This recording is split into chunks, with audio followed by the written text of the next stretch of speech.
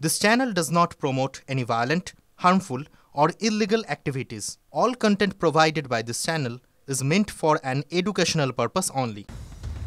বিচার কোনো জাদুকাঠি নয়, এটা ধাপে ধাপে হয়। জয়নগর কাণ্ডের শুনানিতে এমনই মন্তব্য করল কলকাতা হাইকোর্ট। অনেকেই মনে করছেন তারা যাকে দোষী ভাবছেন তাকেই শাস্তি দিতে হবে। এটা হাইকোর্ট এবং সুপ্রিম কোর্টের কাছে সবচেয়ে বড় সমস্যা। মন্তব্য বিচারপতি তীর্থঙ্কর ঘোষের। Fair and bright night and day cream ত্বক থাকবে ব্রাইট সারাদিন, পলিউশন ফ্রি, ঠিক যেন রাতের ফোঁটা সাদা ফুল। সারাদিন হ্যাপি ব্রাইট স্কিন। পক্সো আইনে কেন মামলা করেনি পুলিশ? জয়নগর কাণ্ডে পুলিশের ভূমিকা অসন্তুষ্ট হাইকোর্ট। সুরাত হল রিপোর্ট দেখে পক্সো আদালতে মামলা স্থানান্তরের নির্দেশ। সুরাত হল রিপোর্টে যৌন নিগ্রহের ইঙ্গিত, তাও পক্সো নয় কেন? প্রশ্ন তুললেন বিচারপতি।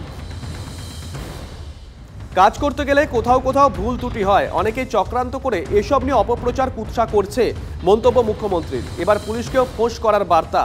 উপরে কুল ভিতরে বোল্ট, নরমে গরমে কাজের নির্দেশ মমতা বন্দ্যোপাধ্যায়ের। পটাশপুরে মহিলা খুনেও ময়না তদন্ত নিয়ে প্রশ্ন। ময়না তদন্তের পর দেহ নিতে অস্বীকার মৃতার ছেলের। ময়না তদন্ত নিয়ে অসন্তুষ্ট পরিবার। দ্বিতীয়বার ময়না তদন্ত চেয়ে আজ কলকাতা হাইকোর্টে যাচ্ছে পটাশপুরে মৃতার পরিবার।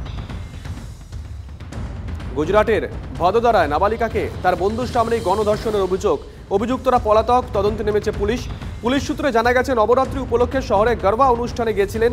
সেখান থেকে রাতে ফেরার পথে দুটি বাইকে 5 জন ব্যক্তি তাদের পথ আটকায়। অভিযোগ, দুজনই নাবালিকাকে ধর্ষণ করে।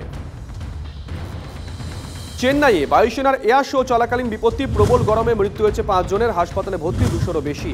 প্রশাসনের বিরুদ্ধে নিরাপত্তা গাফিলতির অভিযোগে সরব হয়েছে বিজেপি। বন্যার মধ্যে মর্মান্তিক দুর্ঘটনা বিহারে। নদীতে স্নান করতে নেমে তলিয়ে গেল একই পরিবারের 7 কিশোর। মর্মান্তিক ঘটনাটি ঘটেছে বিহারের রোহতাসে। 6 জনের দেহ উদ্ধার করা গেলেও এখনো নিখোঁজ একজন। কাটিহারেও নদীতে স্নান করতে নেমে 3 জনের মৃত্যু। ভারতের নিরাপত্তা কখনো বিঘ্নিত হতে দেবে না মালদ্বীপ। দিল্লিতে এসে চীন ঘনিষ্ঠতা নিয়ে সুর নরম মৈত্র। মালদ্বীপের প্রেসিডেন্ট মূলত চীনের ঘনিষ্ঠ হিসেবেই পরিচিত। চীনের সঙ্গে ঘনিষ্ঠতা বৃদ্ধি পেয়েছে মালদ্বীপের। কিন্তু প্রেসিডেন্ট হিসেবে প্রথমবার দ্বিপাক্ষিক সফরে ভারতে এসে মুইজু দাবি করলেন তার সরকার ভারতের নিরাপত্তা বিঘ্নিত হতে দেবে না।